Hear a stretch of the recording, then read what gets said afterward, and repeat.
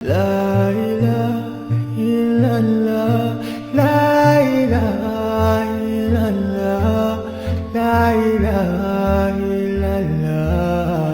تو 17ویں صدی کے آخر میں ان کو خیال ہوا کہ ہم اتنے سکون سے بیٹھے ہوئے ہیں، اب تک دنیا میں کچھ الٹا پلٹا ہوا کیوں نہیں ہے؟ ان کو خیال ہوا یہودیوں کو۔ قرآن نے ان کے بارے میں کیا کہا؟ ضربت علیہم الذلہ، ہم نے ان پر ذلت کو دے مارا ہے۔ آپ کو پتہ ہے کہ یہود کا لفظ اتنی بڑی گالی دنیا کے لیے بن گیا تھا۔ ایران میں بہت زیادہ یہودی ہیں، پتہ ہے آپ کو؟ اسرائیل کے بعد سب سے زیادہ یہودی ایران میں ہیں، لیکن انہوں نے اپنا نام ایران میں یہود نہیں رجسٹرڈ کروایا، کلیمی رجسٹرڈ کروایا بھائی، موسیٰ کلیم اللہ کی نسبت سے۔ کیوں؟ ان کو پتہ ہے کہ یہود کا لفظ دنیا میں کیا بن چکا ہے؟ گالی۔ شرم آئے گی کسی کو بتاتے ہوئے کہ میں یہودی ہوں، اس لیے ایران میں انہوں نے اپنے آپ کو رجسٹرڈ کس نام سے کروایا ہے؟ کلیمی کہتے ہیں ان کو۔ میں مانتا ہوں سارے یہودی ایسے نہیں ہوتے، میں نے پہلے وضاحت کر دی، ہمیں یہودیوں سے دشمنی نہیں ہے، کیونکہ قرآن جہاں یہودیوں کی برائی بیان کرتا ہے وہاں قرآن یہ بھی کہتا ہے لیسوا سواء، سارے ایک جیسے نہیں ہیں۔ قرآن اعتدال سے بات کرتا ہے، سارے ایک جیسے نہیں ہیں، لیکن جتنا شر اور فساد اس قوم میں ہے قرآن کہتا ہے کہ اتنا دنیا میں کسی اور قوم میں نہیں ہے۔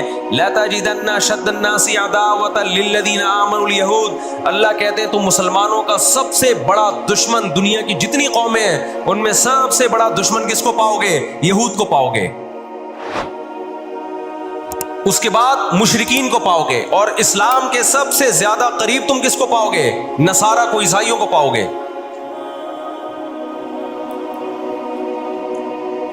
تو ان کو بہت عرصے سے، صدیوں سے کچھ دنیا میں ہوا نہیں تھا،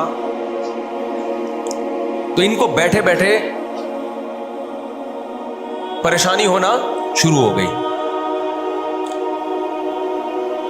چند ان کے فسادی لوگ جمع ہوئے اور انہوں نے کہا کہ بھئی دنیا میں ہر قوم کے پاس ایک ملک ہے، ہر مذہب کے پاس ایک ملک ہے، تو ہمارے پاس بھی ہونا چاہیے۔ حالانکہ یہ بات ہی غلط ہے، دنیا میں ہر قوم کے پاس ملک نہیں ہے، دنیا میں لاکھوں قومیں ہیں، ملک تھوڑی لاکھوں ہیں۔ پاکستان میں کتنی قومیں ہیں؟ سرائکی ہے، پنجابی ہیں، اردو ہیں، پٹھان ہیں، بلوچی ہیں۔ اگر قومیت کی بیس پہ ملک بنانا شروع کر دیں پھر تو 1-1 انچ کے ملک وجود میں آئیں گے۔ پھر سرائکیوں میں جائیں گے تو سرائکیوں میں 20 قومیں ہیں، پٹھانوں میں جائیں گے پٹھانوں میں 40 قومیں نکلیں گی، مہاجروں میں جائیں گے ان میں صدیقی الگ ہے، ہاشمی الگ ہے، 20 قسم کے، بہاری الگ ہے، وہ تو قوم در قومیں بڑھتی چلی جائیں گی۔ انہوں نے کہا دنیا میں ہر مذہب کے پاس ایک ملک ہے، حالانکہ یہ بات بھی سکھوں کے پاس کوئی الگ ملک ہے؟ کوشش کر رہے ہیں وہ بنانے کی، لیکن اب تک کی رپورٹ کے مطابق نہیں ہے۔ بہت ساری دنیا میں مذہب ہے جن کے پاس کوئی کنٹری، مذہب کی بیس پہ حکومت دنیا میں 3 قوموں نے کی ہے، مذہب کی بیس پہ، جو آسمانی مذاہب ہیں، یہود، عیسائی اور مسلمان۔ پہلی جنگ عظیم ختم ہونے والی تھی، دنیا امن و امان کی طرف آ رہی تھی، ان کو وہ دنیا کا امن پسند نہیں آیا۔ انہوں نے جناب طے کیا کہ ہمیں ایک ملک ملنا چاہیے۔ ان کے بڑے بیٹھے، کسی نے کہا افریقہ میں ہونا چاہیے، کسی نے کہا فلاں جگہ ہونا چاہیے، کسی نے کہا فلاں جگہ ہونا چاہیے۔ ان میں چند شرارتیوں کو خیال آیا کہ اگر ہم کسی بھی ملک میں کسی بھی زمین پہ اناؤنس کریں گے نا یہاں ہم نیا کنٹری بنانا چاہتے ہیں، تو ہمارے یہود خود اس پہ آمادہ نہیں ہوں گے، اس لیے کہ جو شخص کسی ملک میں سکون اور اطمینان کے ساتھ رہ رہا ہے، کوئی یہودی، تو وہ کیوں آئے گا ہجرت کر کے وہاں پہ؟ سمجھ میں آ رہی ہے بات؟ بھائی آپ کسی کنٹری میں امن اور سکون کے ساتھ ہو، اعلان ہوتا ہے ان لوگوں کے لیے وہاں الگ ملک بن رہا ہے، تو آپ کہو گے مجھے جانے کی کیا ضرورت ہے جب میں یہاں سکون اطمینان سے ہوں، مجھے تمام حقوق حاصل ہیں۔ یہودیوں کو پوری دنیا میں ہر قسم کے حقوق حاصل تھے، اور سب سے زیادہ یہودیوں کے ساتھ اچھا سلوک مسلمان خلفاء نے کیا ہے۔ یہودی خود اس کے معترف ہیں کہ مسلمانوں کی اور ہماری جنگیں وہ بنو قریظہ اور بنو نذیر کے بعد، وہ جو مدینہ کے دور میں اس کے بعد کبھی بھی نہیں ہوئی ہیں۔ مسلمانوں کی لڑائیاں یا تو اہل فارس سے ہوئی ہیں، ایران جو پہلے کا ایران تھا، یا عیسائیوں سے ہوئی ہیں، یہودیوں سے جھڑپیں نہیں ہوئی ہیں۔ تو ان کو خیال ہوا بیٹھے بیٹھے کہ ہمیں الگ ریاست چاہیے۔ مختلف جگہوں کا سلیکشن ہوا، سب ریجیکٹ ہو گیا۔ تو صہیونیوں کو خیال آیا کہ اگر ہم بیت المقدس کا نعرہ لگاتے ہیں کہ ہمیں بیت المقدس دوبارہ چاہیے، یہ ہمارے آباء و اجداد کا وطن ہے، تو الگ ریاست کا منجن بہترین طریقے سے بک سکتا ہے۔ مذہبی لوگ جہاں لوگوں کو صحیح گائیڈ کرتے ہیں، خوب سمجھ لو مذہب کے نام کا منجن بھی مذہب میں ہی بکتا ہے۔ آج بھی ایسا ہو رہا ہے، بہت سی مذہبی تحریکیں لیبل کس کا لگا رہی ہوتی ہیں؟ اسلام میں بھی ایسا ہی ہے۔ جہاں اسلام میں آپ کو اچھی تحریکیں ملیں گی، وہاں ایسی تحریکیں بھی ملیں گی کہ لیبل کس کا لگایا جا رہا ہوتا ہے؟ مذہب کا، اور مقصد اس کے پیچھے دنیاوی مفاد ہوتے ہیں۔ اس کو سمجھنے کی ضرورت ہے۔ ہمارے یہاں جہاں بھی نعرہ لگ جائے نا مذہب کا، تو لوگ سارے گدھے گھوڑوں کی طرح اکٹھے ہو جاتے ہیں، یہ نہیں دیکھتے کہ اس کے پیچھے اس کے مقاصد کیا ہیں۔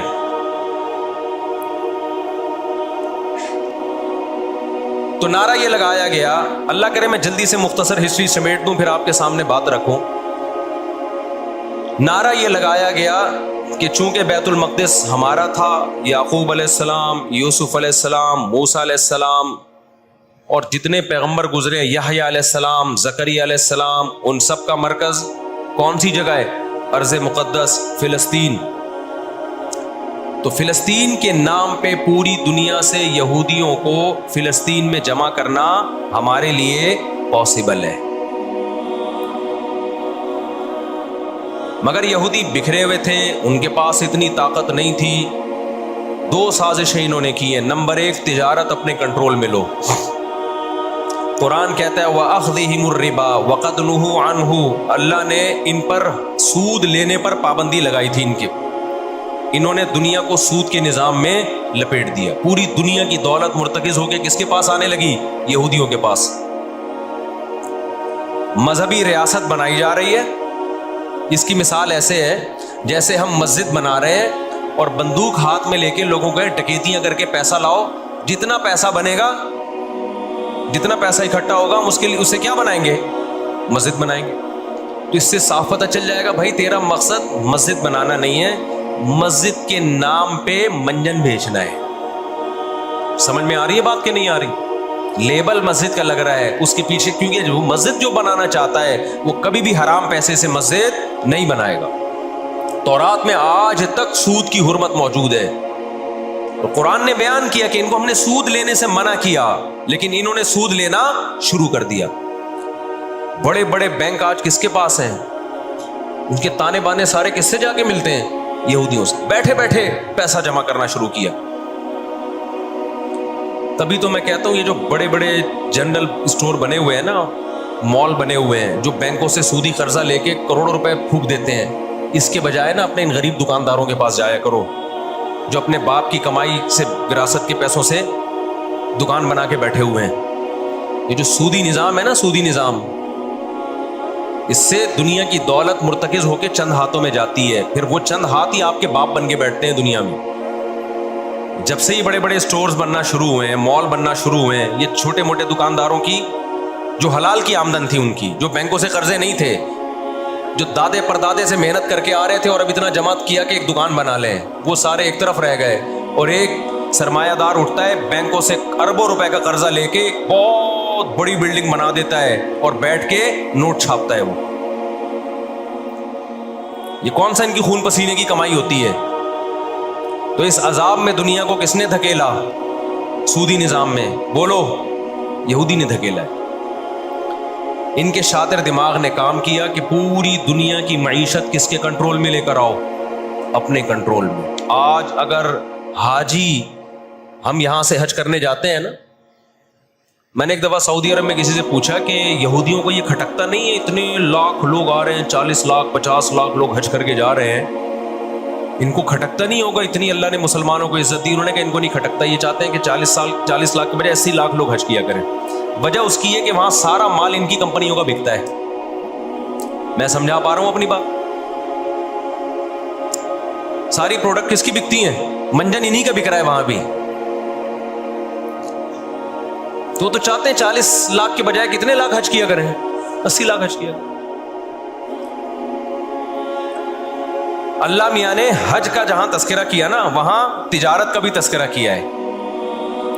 لیس علیکم جناح ان تبتغوا فضلا من ربکم. مسلمان جب حج کرنے جاتے تھے تو تجارت بھی کرتے تھے, کیونکہ پوری دنیا سے مسلمان آ رہے ہیں. ایک ملک میں ایک چیز سستی ہے, دوسرے ملک میں وہ مہنگی ہے, تو اس ملک والا یہ سستی چیز لے گیا, یہ والا یہ سستی چیز لے گیا, دونوں پارٹیوں کو پیسہ مل رہا ہے, حج بھی ہو رہا ہے, پیسہ بھی مل رہا ہے. صحابہ کو خیال آیا کہ یہ تو ہم حج کرنے جا رہے ہیں, اس میں ہم بزنس بھی اگر کرتے ہیں تو ہمارے تو حج کا اجر ضائع ہو جائے گا. اللہ نے فرمایا نا نا نا نا نا, اگر تم حج کے ساتھ تجارت بھی کرو گے, تجارت کا فائدہ بھی ملے گا اور حج کا بھی پورا پورا ثواب ملے گا تمہیں. کیوں؟ اللہ چاہتے تھے کہ حج کے ذریعے معیشت بھی مسلمانوں کی مضبوط ہو. اللہ تھوڑی مسلمانوں کو کمزور دیکھنا چاہتے ہیں. آج حج مسلمان کر رہا ہے, گناہ بھی معاف کروا کے آ رہا ہے, فائدہ کس کو ہو رہا ہے؟ یہودی کو ہو رہا ہے. میں نے وہاں سعودی عرب میں کسی بڑے سے پوچھا, میں نے کہا یار آپ مسلمانوں کی پروڈکٹ یہاں کیوں نہیں بیچتے؟ انہوں نے کہا ایک دفعہ ہم نے پاکستان سے مرغی منگوائی تھی,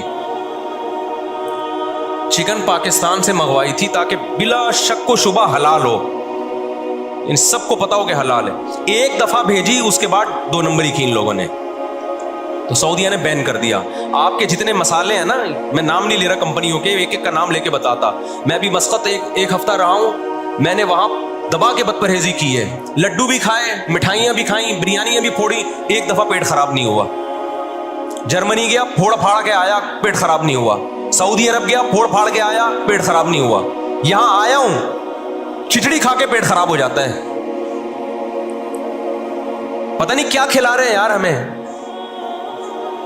مسقط میں نے پوچھا یار یہاں پیٹ نہیں خراب ہو رہا؟ انہوں نے کہا یہاں آپ کے مسالوں پر پابندی ہے, پاکستان سے مسالوں پر یہاں کیا ہے؟ پابندی ہے, اس لیے پیٹ خراب نہیں ہو رہا. جرمنی میں مجھے وہاں لوگوں نے بتایا کہ جرمنی میں پاکستانی مسالوں پر کیا ہے؟ پابندی ہے, اس لیے پیٹ خراب نہیں ہو رہا. جہاں پاکستان سے مسالہ جائے گا لوگوں کے پیٹوں کی ایسی کی تیسی کر دے گا وہ. یہ ہے بزنس, سمجھ رہے ہو؟ پھر کچھ مسالے آ رہے ہیں وہاں پہ, لیکن ان میں وہ ٹیسٹ نہیں ہے جو یہاں ہے. وجہ کیا ہے کہ یہاں جو کیمیکل ڈل رہا ہے نا ٹیسٹ کے لیے, وہ کیمیکل کے بغیر جا رہے ہیں, پھر وہ ایکسپورٹ ہو رہے ہیں, اس لیے اس میں وہ ٹیسٹ تو نہیں, لیکن صحت نہیں خراب کر رہے. یہاں فوکس کیا جا رہا ہے ٹیسٹ کو. صحت گئی تیل لینے, اور آپ اور میں کھا رہے ہیں الحمدللہ, آتے ہی پیٹ خراب ہو گیا. خیر, تو یہود نے کس کو, اب دیکھو یہود نے بڑی ایمانداری سے بزنس کیا کہ ہم ایسی پروڈکٹ مارکیٹ میں بیچیں گے جو 1 نمبر ہوگی, اور بہت ساری سازشیں بھی کی, ایسی ایسی سازشیں ہوئی ہیں. انہوں نے دیکھا کہ جو مسلمان کمپنی بہت زیادہ آگے بڑھ رہی ہے نا, آپ کو یاد ہے پولکا کمپنی, پولکا کے ہم آئس کریم میں کھایا کرتے تھے بچپن میں, عیدی ملتی تھی. ایسی بڑی بڑی کمپنیوں کو جب دیکھا نا ترقی کر رہی ہیں, منہ مانگی قیمت دے کے خرید کے بند کر دی کہ ایک دفعہ انویسٹ کر دو, اچھا خاصا لگا دو پیسہ, لیکن ان کو آگے نہیں بڑھنے دو. اس کا نتیجہ یہ نکلا کہ دنیا غلام بنتی چلی گئی. اکنامکلی کس کی غلام بن گئی؟ آج امریکہ اسرائیل کو غلط کہہ کے بھی کس کا ساتھ دیتا ہے؟ مجھے یاد ہے چند سال پہلے امریکی صدر نے بیان دیا تھا اسرائیل نے یہ غلط کیا ہے, یونائٹڈ نیشن کے لا کی پابندی نہیں کی ہے, لیکن ہم پھر بھی کس کے ساتھ ہیں؟ پورے الفاظ بتا رہا ہوں میں, پھر بھی ہم کس کے ساتھ ہیں؟ مانتے ہوئے. اس کو پتا ہے, وہ اس کی مثال وہ 50-50 میں ایک آیا کرتا تھا نا, 50-50 میں ایک کلپ وائرل ہوا ہے کہ کمنٹری ہو رہی ہے کہ سلیم اللہ بہت اچھا کھیل رہا ہے اور کلیم اللہ تو کھیل ہی نہیں رہا. اب لوگ جو کمنٹری کرنے والا ہے اس سے کہہ رہے ہیں بھائی یا تو کھیل ہی نہیں رہا, وہ جو تماشائی تھے وہ چھوڑ کے جانے لگے, تو غلط کمنٹری کر رہا ہے. اس نے کہا تم جہنم میں چلے جاؤ لیکن کھیل یہی صحیح رہا ہے, بھلے تم جاؤ. انہوں نے کہا ہم گھر جا رہے ہیں, انہوں نے کہا تم گھر نہیں, تم جہنم میں جاؤ, لیکن یہی سلیم اللہ بہترین کھیل رہا ہے. پھر دکھایا کہ پیچھے بندوق رکھی ہوئی ہے کسی نے. تو اس وقت امریکہ کو گچی سے کس نے پکڑا ہوا ہے؟ طاقت امریکہ کے پاس زیادہ ہے, سازشیں کس کے پاس زیادہ ہیں؟ اسرائیل کے پاس. معیشت پہ ایسا قبضہ کیا ہوا ہے, گچی سے پکڑا ہوا ہے کہ ہلنا نہیں. آج پوری دنیا میں فلسطینی نہتے ہو گئے. جب اسرائیل کے قیام کا اعلان کیا نا یہودیوں نے, تو 2 کام کیے, میں جلدی سے بات کو سمیٹوں. ایک تو یہ کہ معیشت کس کے کنٹرول میں لو؟ سود کے ذریعے, بزنس کے ذریعے, حلال تجارت کے ذریعے اس طرح سے کنٹرول میں آتی نہیں ہے. وہ سود جو تمام مذاہب میں حرام ہے, عیسائیت میں بھی, یہودیت میں بھی, اسلام میں بھی, اس سود کو پروموٹ کیا دنیا میں, تاکہ سود کے ذریعے آپ اندرون سندھ جاؤ نا, بڑے بڑے زمینداروں نے ہاریوں کو, کسانوں کو اپنے کنٹرول میں لیا ہوا ہے سودی قرضے دے کے. وہ बेचारे हिल नहीं सकते, सारी जिंदगी उनके गुलाम बने रहते हैं वो। अल्लाह जज़ाए खैर दे, हमारे जामे रशीद के एक उस्ताद हैं, बड़े मालदार भी हैं, उन्होंने वहाँ जाके बहुत सारे हारियों के कर्जे अदा करके उनको उस गुलामी से निकाला है। और बहुत से मुसलमान, उनमें हिंदू में बहुत सारे, वो मुसलमान भी हुए, उनको और हर तरह से सपोर्ट करना, ऐसे इदारे बने हुए अंदरूनी सिंध। तो एक काम तो ये किया कि मईशत अपने कंट्रोल में। दूसरा काम क्या किया कि उनको पता था कि जब तक बड़ी ताकतें हमारे साथ नहीं होंगी उस वक्त तक हम इसराइल का क़याम वजूद में नहीं ला सकते। इसके लिए सबसे ज़्यादा इस्लाम दुश्मनी में बरतानिया के साथ एग्रीमेंट हुआ। और आप हैरान होंगे, बरतानिया की असम्बली में जब ये कानून पास हुआ, करारदाद पास हुई है कि हमने फ़िलिस्तीनियों को, इसराइलियों को, यहूदियों को फ़िलिस्तीन में जाके आबाद करना है, तो आप हैरान होंगे कि उसमें इसकी सबसे ज़्यादा मुखालफत असम्बली में मौजूद एक शख्स ने की जो यहूदी था। उसने एक आवाज़ उठाई कि अगर हमने ऐसा किया तो अब तक 1000 साल से ज़्यादा अरसा हो गया हमारी मुसलमानों से कभी लड़ाई नहीं हुई है। अगर हमने ऐसा किया तो पूरी मुस्लिम दुनिया हमारे अगेंस्ट हो जाएगी और दुनिया एक ना ख़त्म होने वाली जंग में आप दुनिया को झोंक दोगे।